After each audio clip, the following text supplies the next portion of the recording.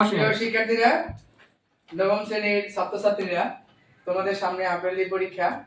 তো তোমাদের জন্য জ্যামিতি খুবই গুরুত্বপূর্ণ। এখান থেকে অবশ্যই একটা প্রশ্ন অ্যান্সার করতে হবে। তা আমরা আজকে ব্যবহারিক জ্যামিতি সম্পাদ্য 1 তোমাদেরকে শিখাচ্ছি। দেখো সম্পাদ্য 1 কি লেখা আছে? সম্পাদ্য 1 দেখো লেখা আছে ত্রিভুজের ভূমি সংলগ্ন কোণ এবং অপর দুই বাহুর সমষ্টি দেওয়া আছে। ত্রিভুজটি আঁকতে হবে। তো এখানে দেখো আমি আন্ডারলাইন করছি, একটা তোমাদের ইনফরমেশন হলো ভূমি, আর একটা হলো ভূমি সংলগ্ন কোণ, আর একটা হলো দুই বাহুর সমষ্টি। এই তিনটা জিনিস দিয়ে তোমাদের কি করতে হবে?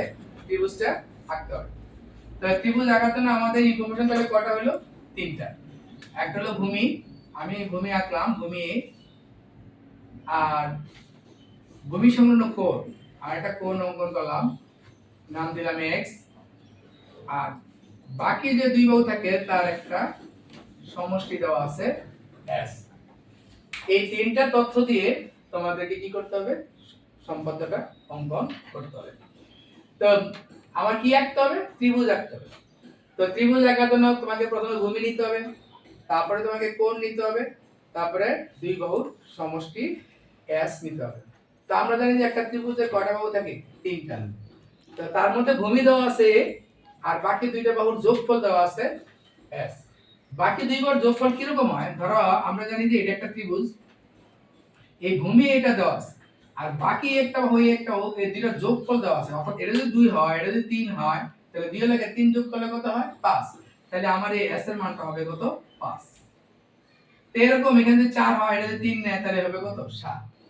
তো তোমাদের পরীক্ষায় কিন্তু মান দেওয়া থাকবে কিরকম? এর মান হয়তো 5 সেন্টিমিটার দিয়ে দিতে পারে, আবার x এর মান 40 ডিগ্রি দিতে পারে, আবার s এর মান তোমার 8 সেন্টিমিটার দিতে পারে। তো দেওয়ার পরে তোমাদেরকে বলবে যে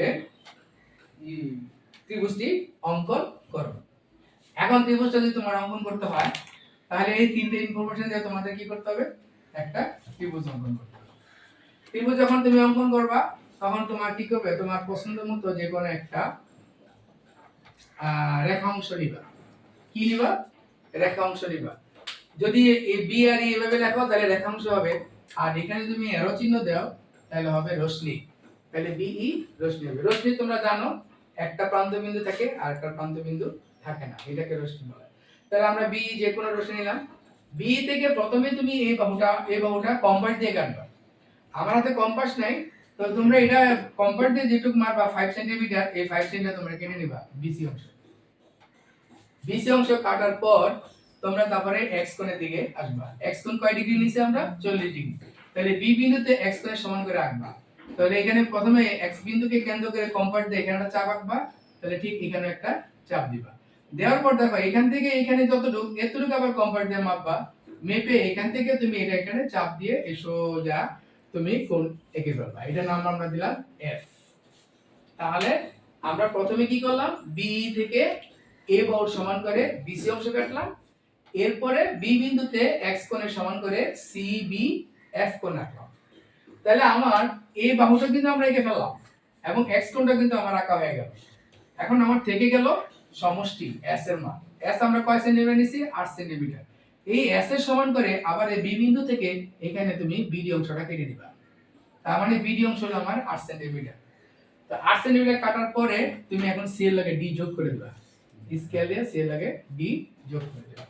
তাহলে দেখো এখন কিন্তু একটা ত্রিভুজ হয়ে গেছে বি সি ডি, কিন্তু এইটা কিন্তু আমাদের তথ্য অনুযায়ী এই ত্রিভুজটা হলো না, কারণ আমার এই বিডি এর মধ্যে দুইটা বাহু আছে। কয়টা বাহু আছে? দুইটা বাহু আছে, কিন্তু আমার এই বিডি অংশটাকে আমি কি করতে দেব? দুই ভাগে ভাগ করতে দেব। ভাগ কিভাবে করবা? এখন ডি বিন্দু দেখো এখানে একটা কোণ আছে, এই কোণটা সমান করে সি বিন্দু একটা কোণ এঁকে ফেলবা। তাহলে প্রথমে তুমি ডি বিন্দুতে যে চাপটা দিছো এখান থেকে সি বিন্দুতে ঠিক সেই চাপটা দিবা, তবে এই বাহুটার সাথে লাগাবে না, বিসি বাহুটার সাথে আনবা না, এই পর্যন্ত আনবা। এইটুকু নাও এই চাপটা, তাহলে ডি বিন্দুকে কেন্দ্র করে এই চাপটা তুমি এখান থেকে এই চাপটা দিবা। দেওয়ার পরে আবার দেখো এখানে আর এখানে কিন্তু সেট করছে, তাহলে এই অংশ থেকে আবার কম্পাস দিয়ে এইটুকু মেপে তুমি আবার এখানে একটু কেটে দিবা। কাটার পরে এখন এই বিন্দুর সাথে এই বিন্দুটা যোগ করবা। যোগ করলে দেখো এই বিডি রেখার একটা বিন্দুতে একটা সেট করলো, এটার নাম দিবে তুমি এ। তাহলে তোমার এ বি সি হবে নির্ণয় ত্রিভুজ। কেন এটা ত্রিভুজটা হলো? এই ত্রিভুজটা হলো এই জন্যই যে দেখো এখানে এই কোণটা সমান এই কোণটা আঁকছি, তার মানে এই অংশটা এখানে চলে আসলো আর এই অংশটা তো রয়ে গেল, তার মানে আমি সমষ্টি বাহুটাকে দুই অংশে ভাগ করতে পারলাম। তাহলে তোমাদের নির্ণয় ত্রিভুজ হবে এ বি সি। তবে তোমরা এইভাবেই সম্পাদ্যটা অঙ্কন করবা। সম্পাদ্য 2 ও তোমাদের জন্য ইম্পর্টেন্ট, সম্পাদ্য 3 এর জন্য তোমাদের জন্য ইম্পর্টেন্ট। এই বছর অর্ধবার্ষিক পরীক্ষার জন্য তোমরা সম্পাদ্য 1, সম্পাদ্য 2 এবং সম্পাদ্য 3 এই তিনটা ভালোভাবে শিখবা, ইনশাআল্লাহ তোমরা পরীক্ষা পেয়ে যাবে।